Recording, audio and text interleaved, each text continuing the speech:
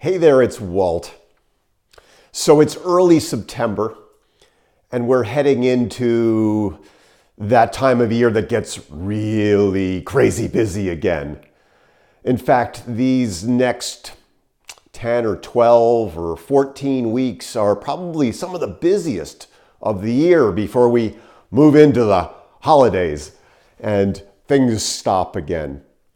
And summer's been such a wonderful, expansive time, and it's been the time to get away and to take some time with family and friends and read and write and reflect. And then all of a sudden, again, we get back into it. I don't know whether it's that back to school thing from long ago and far away, or, whether it's just kind of hardwired into us seasonally, but it seems like right after the end of August and into the beginning of the summer, we jump right back into things.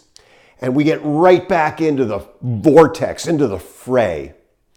And I'm all about time management and productivity. I wrote my book, The Power Principles of Time Mastery, because I like to get this time mastery and productivity thing right. And I believe that the power of moving forward is in the action we take, in the implementation that we do, and not in just, hanging around visualizing that things are going to come to us.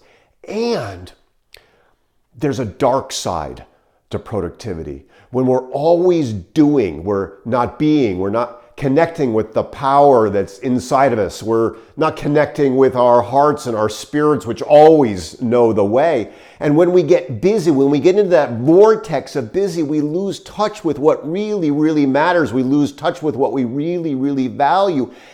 And we lose touch with that creative centerpiece within us. We all have this amazing creativity inside us. We all have the opportunity to co-create these awesome things that are our lives. And if we're always in the doing, we lose touch with that creative spirit, that creative place within us. And it requires not doing to connect with that. I mean, just think about where your best ideas come. My best ideas often come along the long runs that I do along the coast road, or they're in the shower, or they're walking along one of our beautiful country lanes, or they're just sitting on the couch or in the rocking chair looking out at the sea. Those are where the best ideas come from. They're not in that constant drive going forward. And so part of the challenge of moving into this time of year is not getting stuck in that vortex of creating and carving out the time to reconnect with our creativity, opening up that space, honoring that space, honoring that place within us. And so there are three things that I'd love to invite you to consider that might help you do some not doing.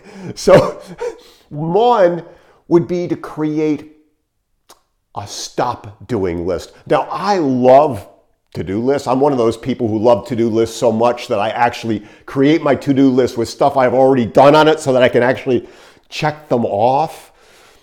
But your to-do list is a different type of list. This is a list of things that you're going to stop doing. It was Peter Drucker who said, there's nothing so useless as doing efficiently that which should never have been done at all.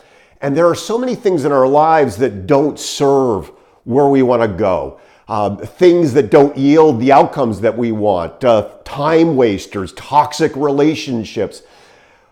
I think one of the most powerful lists that we can have is the list of things that we will stop doing, that will begin to open up some time and space. So that's one thing I'd love to invite you to do, is to think about creating a stop doing list and post it next to your computer or your iPad or up on your mirror, where you're looking at it every single day and committing to not doing those things in order to open up some creative space.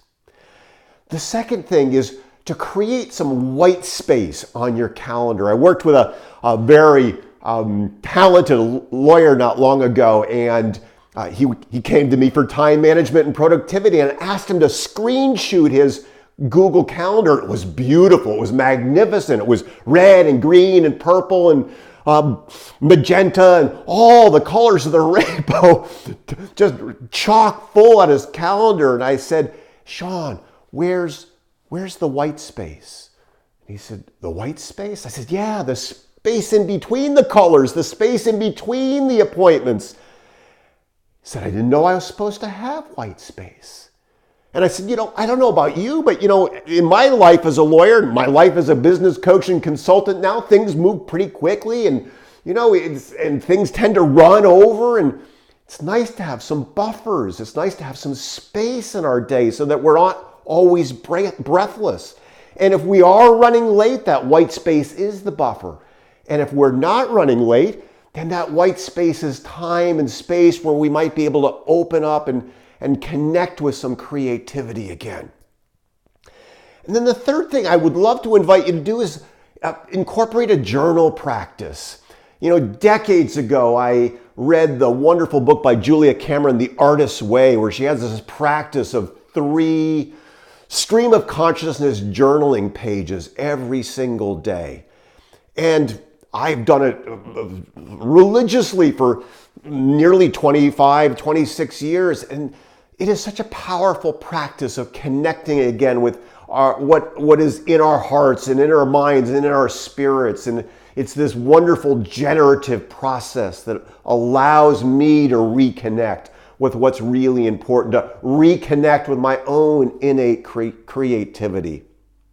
And so as we move into this beautiful season of the year, there's so many opportunities, and there's so many opportunities to get lost in the busyness of it all.